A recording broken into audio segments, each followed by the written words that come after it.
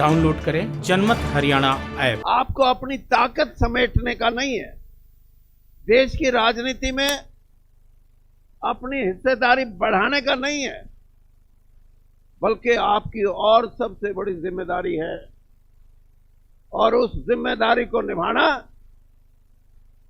जाट कौम के लिए बहुत जरूरी है। याद करो राजा महेंद्र प्रताप को,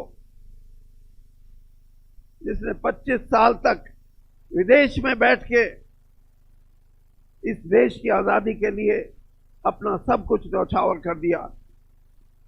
याद करो छोटू राम जी को, जो कभी नहीं चाहते थे कि हिंदुस्तान और पाकिस्तान बने।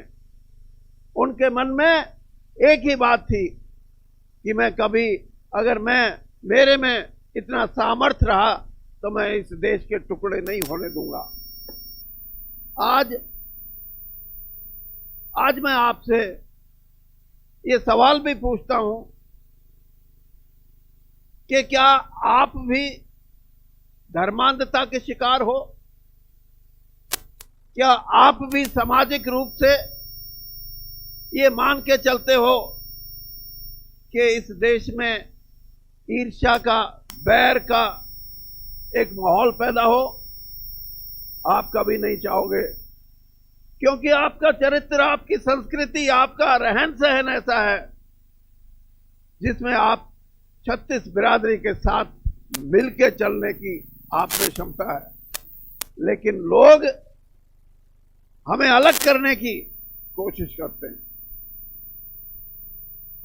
इसलिए मैंने कहा कि हमारी बिरादरी सिर्फ अपनी शक्ति को संगठित करके राजनीतिक तौर पे अपना वर्चस्व कायम करने का प्रयास नहीं, बल्कि इस देश में और दुनिया के इस भूभाग में शांति और अमन पैदा करने के लिए जिम्मेदारी हमारी है। अभी भाई अभय चौटाला ने कुछ अपने विचार रखे, कुछ प्रस्ताव की बात करी। मैं भी आपसे यह कहना चाहता हूं कि एक ऐसा प्रयास करें जो दुनिया देखे, और वो प्रयास क्या कि जाट समाज,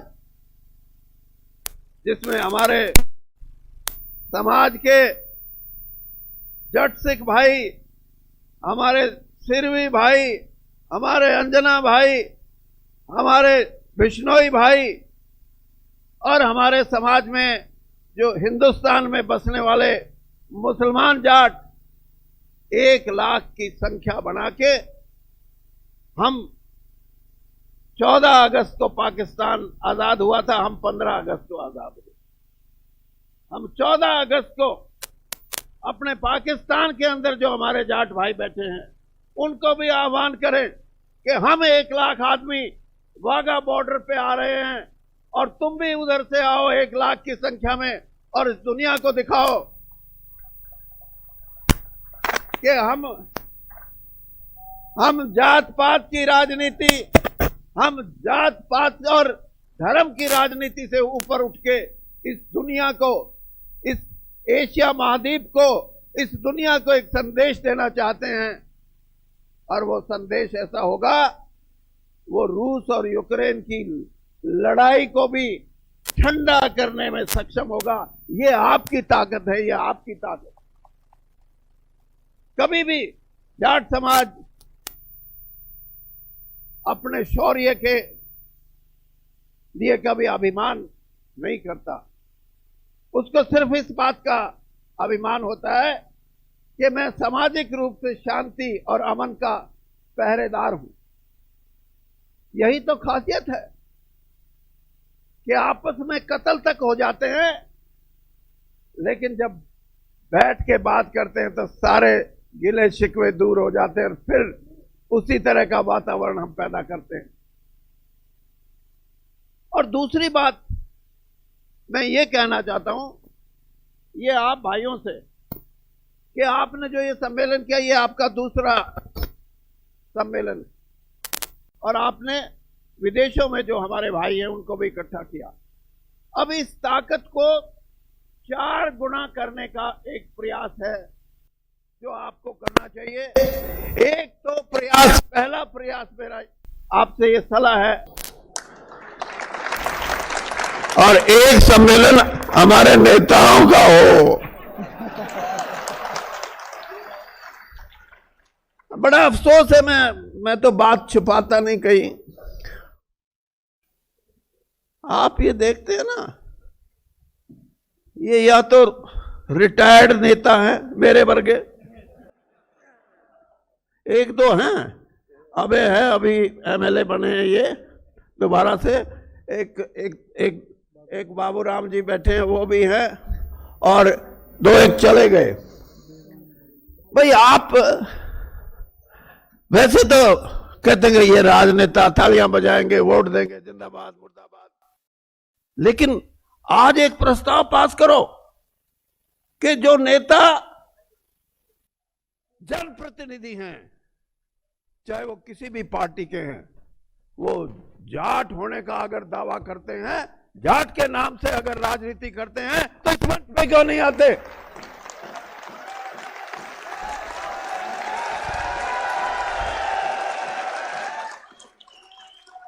आएंगे नहीं, कितनी तालियां बजा लो, नहीं आएंगे। क्यों? सत्यपाल मलिक जी, अगर आप राजनीति में आगे बढ़े तो एक बात का फैसला करवाओ राजनेताओं से कि ये जो एंटी डिफेक्शन बिल है, इसने लोगों के मुंह पे ताले लगा दिए। अच्छे भले आदमी भी बोल नहीं सकते, जनता की आवाज नहीं उठा सकते, अपनी कौम के लिए नहीं लड़ सकते। ऐसे कानून को संशोधित करना चाहिए या खत्म करना चाहिए। कृषि के 3 कानून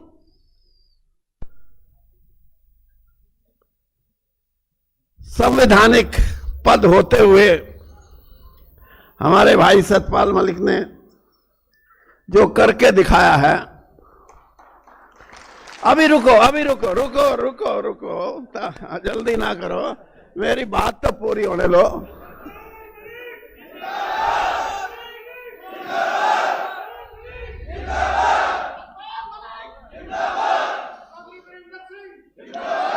नहीं, मेरी बात सुन लो पहले। मैं इनको ये कहता हूं कि वो 3 कानून तो कृषि से संबंधित थे, और उनमें जो सफलता मिली है उसका एक ही कारण है कि किसान के मन में ये बैठ गया कि अगर ये कानून लागू हो गए तो तेरे को जमीन का मालिक नहीं रहने देंगे, बेजमीना हो जाएगा तू। किसान नेताओं ने भी धैर्य से काम लिया, लेकिन वो नेता थे, नेताओं का तो अपना अपना हिसाब है। इसीलिए मैं कह रहा हूं कि एक सम्मेलन जब नेताओं का बुलाएं तो उनमें उन किसान नेताओं का भी बुलाओ। पंजाब के अंदर क्या किया, किसान की ताकत को बखेर के रख दिया। कहने लगे चुनाव लड़ेंगे, किसी की 4000 वोट आई, किसी की 7000 वोट आई, और वो एक भ्रम था जो उसको खराब किया। इसलिए बुलाओ उनको भाई, और जो नहीं मानेगा उनका बहिष्कार। जब तक हमारी मानसिकता रहेगी वो नेताओं के ठाठ रहेंगे, ठाठ। और जब इस मानसिकता को खत्म कर दोगे, उन नेताओं की हैसियत खत्म हो जाएगी। आपके मंच पे नहीं बल्कि सामने आके बैठेंगे कि हमारे से गलती हो गई, अब हम हमारे भाइयों के साथ हैं, हम दूर नहीं हैं। करो ये। और एक हमारे जो एनआरआई या दूसरे जो हमारे प्रतिनिधि आए हैं, उनको भी मैं एक मेरा सुझाव है, मैंने 4 सुझाव जो, एक आपसे मेरा निवेदन है कि एक आप अपना यहाँ कोई हेडक्वार्टर स्थापित करें, कहीं भी करें। वैसे तो 4-5 राज्यों में कर दें तो बहुत, पंजाब में तो कोई लोड ही नहीं। पंजाब में तो आधा एकड़ भी है ना जट के पास। वो कहता मुंडा तू कनाडा चला जा, मैं तो बेच देंगा। लेकिन ये अपने वाले भी अब तैयार हो गए, ये भी तैयार है, लेकिन इनको रास्ता नहीं, इनके साथ ठगी बग्गी होती है। तो आपसे मेरी प्रार्थना है कि एक यहां पूरा ऑफिस स्थापित करे और जो बच्ची बाहर जाना चाहती है पढ़ने के लिए, रोजगार के लिए, उसकी आप मदद करें तो हमारे भी हजारों बच्चे तैयार हैं अब जाने के लिए। और एक वादा जो हमारे भाई हैं, कहाँ ये बैठे बेंगलोर वाले, आपसे भी मेरा एक अनुरोध है कि जितने जाटों को पैसे कमाने आ गए ना, वो भी एक अपना ऑफिस स्थापित करो और हमारे बच्चों को बताओ कैसे माल पानी बनता है।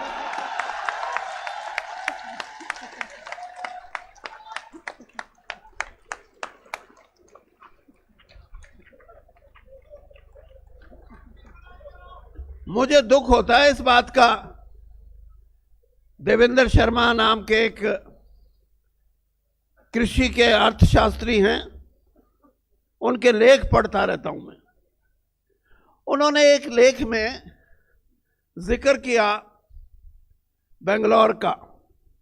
बेंगलोर में कॉफी ग्रोवर जो हैं, जो कॉफी पैदा करते हैं, उन किसानों का सम्मेलन था और उस सम्मेलन में बाहर के अर्थशास्त्री, कृषि से संबंधित अर्थशास्त्री, ट्रेड से संबंधित अर्थशास्त्री और कृषि वैज्ञानिक ये आए हुए थे। इंग्लैंड के एक अर्थशास्त्री ने, कृषि अर्थशास्त्री ने एक किसान से सवाल किया, उसका मैं हिंदी अनुवाद कर देता हूं। उसने सवाल किया कि 5 सितारा होटल में एक कप कॉफी के 200 रुपए देने पड़ते हैं, तुम कॉफी पैदा करते हो, तुम बताओ उसमें तुम्हारा हिस्सा कितना है। उस किसान ने कहा कि साहब मैं तो नहीं बता सकता, मुझे तो ज्ञान नहीं, हम तो कॉफी पैदा की, बेच आए। तो वो खुद बोलता है कि मैं अर्थशास्त्री होने के नाते मेरा ये एनालिसिस है कि 200 रुपए की एक कप कॉफी में उस मेहनत का, उस कमेरे वर्ग का सिर्फ 2 रुपए 37 पैसे हिस्सा है। ये अन्याय नहीं तो और क्या है। तो भाई मैं, बराड़ जी मेरे को कह रहे थे कि भाई वीरेंद्र सिंह, जब आप बोलो तो एमएसपी की बात करना। मैं एक और बात सोच रहा हूं। मैं कहा एमएसपी, अरे जब हमारा हिस्सा ही 2 रुपये 37 पैसे 200 रुपये में, तो इसका मतलब जितनी फसलों की एमएसपी है वो डबल भी हो जाए, किसान फिर भी गरीब रहेगा, हमारा तो इस दौलत में हिस्सा ही नहीं। अभी आपने कहा था कि 145 लोग हैं, 73% दौलत पे कब्जा किए बैठे हैं। भाई सबसे ये कौन भाई कह रहा था, अबे भाई कह रहे थे कि यहां चीफ मिनिस्टर बनना चाहिए। मैं कह रहा हूं चीफ मिनिस्टर तो बाद में देख लेंगे, पहले इस देश की दौलत में, धन में, संपदा में हमारा हिस्सा बढ़ाओ, कमेरे वर्ग का हिस्सा बढ़ाओ। अब तो ऐसा हो गया, कोई इलेक्शन हो जाए उसमें पैसा बाहुबल, पहले तो मलंग इकट्ठे कर लिया करते, लाठी चला दो, बूथ पकड़ दो। अब तो मलंगों का भी काम खत्म कर दिया है इस पैसे ने। पैसे का खेल होने लग गया देश की राजनीति में। अगर पैसे की अहमियत को राजनीति में खत्म करना है तो इस कमेरे वर्ग का, ये खून और पसीना बहाने वाला जो वर्ग है, इसका हिस्सा बढ़ा दो। अब 2000 रुपए गेहूं का नहीं चलेगा। इसको जहां गेहूं खरीदा नहीं, जैसे मैंने कहा कॉफी की बात करी, गेहूं खरीदने के बाद वैल्यू एडिशन आपसे मैं कर रहा हूं।